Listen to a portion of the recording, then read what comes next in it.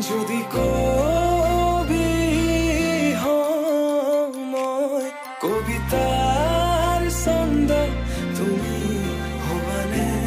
বগা কাগজ কলমৰ লিখনি উদ্দেশ্য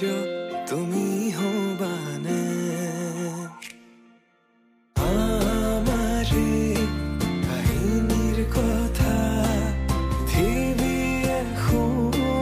যদি কবি হওঁ মই কবিতাৰ ছন্দ